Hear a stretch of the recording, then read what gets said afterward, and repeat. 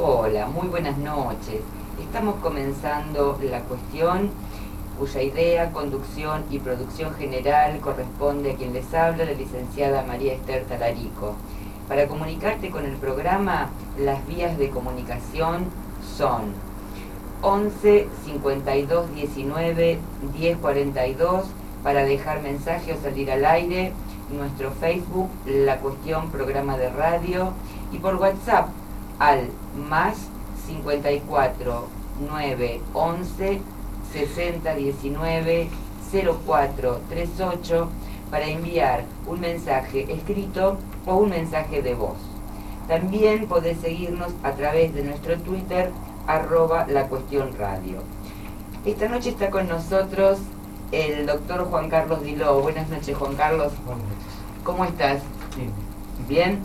Bueno, les cuento, el doctor Juan Carlos Diló es abogado, especialista en Derecho Penal, funcionario del Poder Judicial de la Nación y ex docente de las asignaturas de Derecho Penal, Derecho Procesal Penal y Teoría del Estado en la Facultad de Derecho de la UBA entre 1995 y 2004, y también en la Facultad de Ciencias Jurídicas del Instituto Universitario de la Policía Federal Argentina, donde dictaba Derecho Penal 2 o Parte Especial, Delitos en Particular y Teoría del Estado entre 2004 y 2011.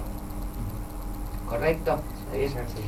Bueno, vamos a empezar con el editorial de apertura que acostumbramos a hacer los domingos, y el de hoy comienza así. 4 amigos de la universidad estuvieron de parranda todo el fin de semana antes de los exámenes finales. La pasaron súper bien, pero después de tanta fiesta durmieron todo el domingo, obviamente porque estaban muy cansados. El lunes por la mañana tenían que rendir un final. En lugar de entrar a rendir ese examen final, decidieron que al terminar el examen hablarían con el profesor y le explicarían la razón por la que lo habían perdido. Le explicaron que habían salido de la ciudad todo el fin de semana, que planeaban estar de regreso y estudiar, pero desafortunadamente cuando volvían se les pinchó una rueda, no tenían auxilio y nadie les había querido ayudar. Como resultado de la aventura, perdieron el final. El profesor lo pensó y acordó hacerles el final al día siguiente. Los 4 amigos estaban felices. Estudiaron toda la noche y llegaron al día siguiente a rendir el examen. Llegado el momento de rendir, el profesor los puso en aulas separadas y les repartió a cada uno el test para que comenzaran. Vieron el primer problema, solo valía 5 puntos y era muy fácil. Excelente, pensó cada uno en su aula, esto va a ser muy fácil. Cada uno terminó el problema y voltearon la página. En la segunda página decía: por 95 puntos, ¿cuál rueda? Este cuento sirve para ilustrar la cuestión de hoy, que es hablar sobre derecho penal por primera vez este año y que iremos ampliando a lo largo del 2016, siguiendo con la finalidad del programa, que es informar y difundir temas de interés. Entonces, comenzaremos por definir qué es el derecho penal, cuál fue el origen del mismo, su evolución, su desarrollo.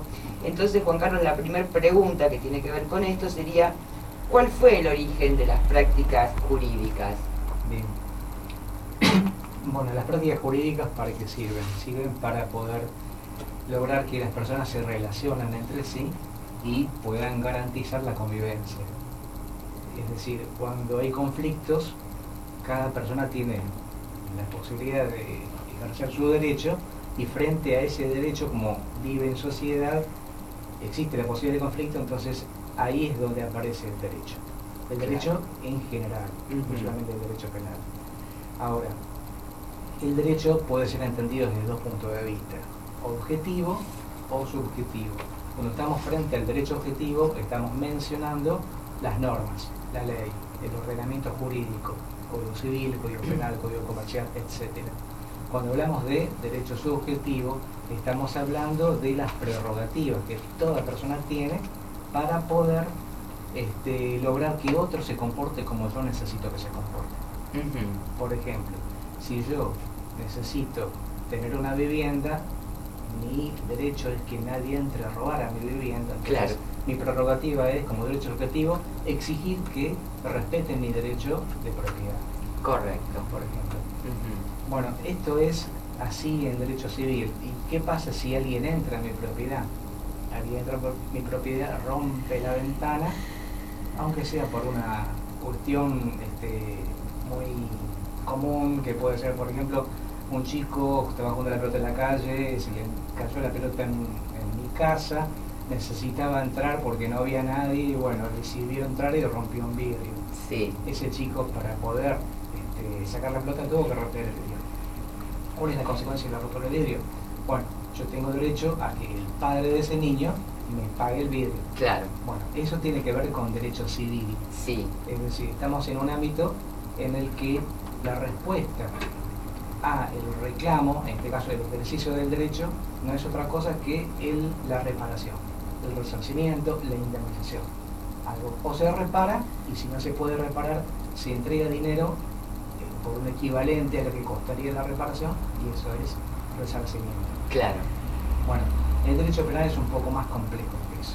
¿Por qué? Porque el derecho penal actúa en aquellos casos en los que el derecho civil, el derecho comercial, en las relaciones comerciales, el derecho laboral, en las relaciones laborales, no tiene otra alternativa. Entonces, cuando no hay otra alternativa, ahí es donde interviene el derecho penal, digamos, donde debería intervenir. Claro, cuando se agota la capacidad de acción de estas otras ramas del derecho. Claro, cuando el Estado no puede dar una respuesta en esas otras ramas, entonces ahí es donde tiene leyes en las cuales aplica el derecho penal, que justamente tiene que ser muy excepcional porque es la última alternativa. Claro. Lo ideal es que se solucione por vía civil, por vía comercial, por vía laboral y última ratio. Último recurso sí. Es el derecho penal. Sí. Ahora, esto es así ahora. No siempre fue así. Para poder entender por qué el derecho penal es como es ahora, es decir, frente a un daño de un vidrio hay que establecer, en este caso el Código Penal prevé una pena, en el artículo 183 del Código Penal por el delito de daño, hay que prever determinados requisitos. Claro. Estos requisitos son, bueno, que lo haya hecho con intención de dañar, con intención de romper el vidrio. Es decir, si yo demuestro que lo hice con intención de romper el vidrio, entonces le voy a aplicar una pena. Ahora, la pena puede ser una pena pecuniaria, una multa, o puede ser una pena de privación de libertad.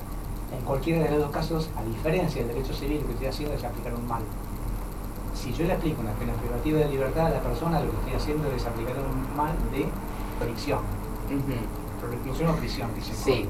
Básicamente es lo que dije ahora, prisión. Bueno, si yo aplico un mal, entonces lo que yo estoy haciendo es algo que no va a solucionar, no va a solucionar la situación de la víctima. Entonces no le repara el vidrio. Correcto. La solución es distinta. Ahora, la pregunta es legítimo que yo le aplique un mal o no es legítimo? Y esto es lo que en la historia no siempre se aplicó así. Claro. En principio lo que tenemos es, o sea, si nos vamos a rememorar un poco, lo vamos a hacer bien atrás, sí. Y lo vamos a hacer al momento de la Grecia antigua. Sí.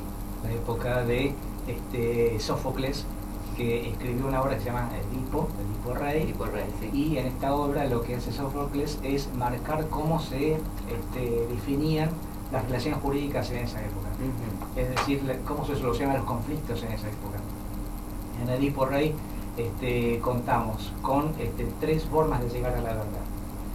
Y no sé si, para relatar un poco cómo es el caso de Edipo Rey,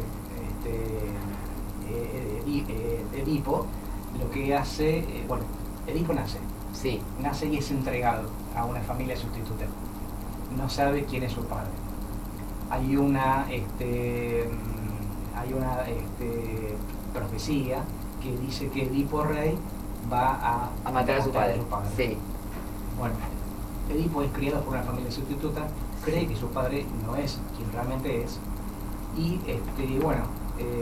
se entera, claro. Se hace grande, y cuando se hace grande, en un camino, en un cruce de camino, se encuentra con un hombre y lo mata. Y no sabe que su padre, que era el rey, justamente que es su padre. Sí. ¿Qué pasa? Él termina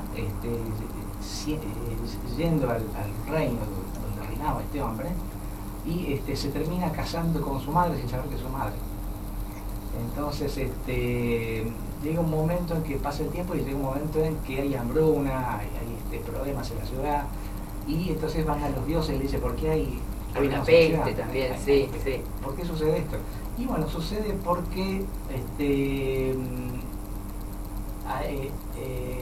se lo da como en acertijo, como en algo posible, no se lo dice de manera certera, pero lo que le da a entender es que en realidad alguien mató al rey y hay un asesinato. Y claro, porque es la de las dos partes, lo de la verdad que viene como de a pares.